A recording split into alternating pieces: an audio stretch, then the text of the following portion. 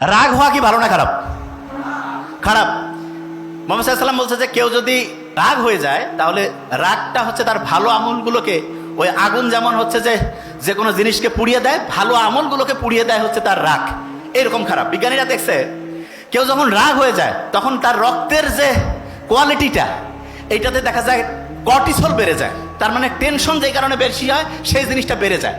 তাইলে এইটা রাগ যখন কেউ হচ্ছে তখন তার ব্রেনটা কি ভালোভাবে কাজ করতেছে না খারাপভাবে? খারাপ। একটা ঘটনা বলি। মুহাম্মদ সাল্লাল্লাহু আলাইহি ওয়াসাল্লাম আবু বকর রাদিয়াল্লাহু তাআলা আনহু পাশাপাশি বসে আছেন। একজন দূর থেকে আসলো, এসে আবু বকর রাদিয়াল্লাহু তাআলা আনহু সম্বন্ধে মিথ্যা বানিয়ে বানিয়ে কথা বলতেছে।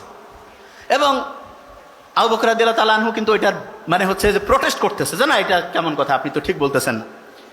ভদ্রভাবে আবু বকর রাদিয়াল্লাহু তাআলা আনহু হচ্ছে এটার জবাব দিচ্ছে। মুহাম্মদ সাল্লাল্লাহু আলাইহি ওয়াসাল্লাম মুস্কি মুস্কি হাসতেছেন, আর ওই লোক খালি সমানে মিথ্যা সমালোচনা করতেইছে। এরপরে হঠাৎ করে আবু বকর রাদিয়াল্লাহু তাআলা আনহু মানে রাগ হয়ে গেল।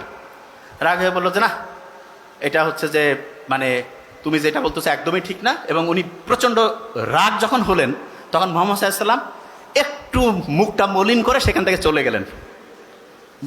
মুহাম্মদ সাল্লাল্লাহু আলাইহি ওয়াসাল্লাম যখন চলে গেছে তখন আবু বকরও কিন্তু রাদিয়াল্লাহু তাআলা আনহু ওনার পিছে পিছে গেছেন।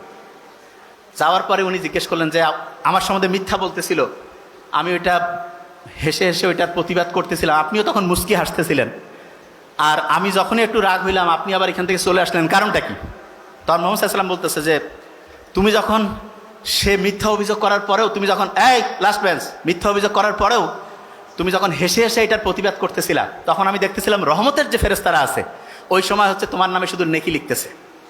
আর তুমি যখনই ও রাগ হয়েছে এই জন্য তুমিও রাগ হইলা, তখন দেখলাম যে রহমতের যে ফেরেশতারা ওইখান থেকে চলে গেল। তা রহমতের ফেরেশতা যখন চলে যায়, আমি রব্বুল আলামিন মানে মুহাম্মদ সাল্লাল্লাহু আলাইহি ওয়াসাল্লাম হয়ে কিভাবে এখানে থেকে আমিও চলে আসলাম।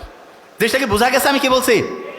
তাইলে একজন রাগ হয়েছে, আমরা কিন্তু রাগ হয়ে যাই না যে হ্যাঁ রাগের বদলে রাগ হবো। নো, ইসলাম দেখেন, আপনি একটু কোরআন পড়েন তো। মুসা আলাইহিস সালামকে যখন আল্লাহ বললো যে যাও ফেরাউনকে হচ্ছে দাওয়াত দাও, ভদ্রভাবে কথা বলো, ঠিক না?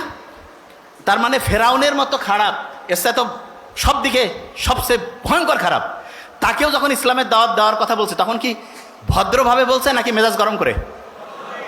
ঘুমাচ্ছে এক ধরবো, কি হবে তখন? ভদ্রভাবে। আচ্ছা, লাস্ট বেঞ্চ, এই যে লাস্ট বেঞ্চ, থামো। আমাদের ব্রেইনটা যে আছে না, এইখানে কি এক রকমের পানি আছে না নাই? আছে। এই যে পানি আছে না, এই যে পানি, এইখানে যদি আমি মাখন ছেড়ে দেই তাহলে যেই রকম অবস্থা হবে, আমার ব্রেইনের এই যে আমার খুলির মধ্যে এরকম পানি আছে, তার মধ্যে আমার ওই ব্রেইনটা আছে। এবং মজার ব্যাপার হচ্ছে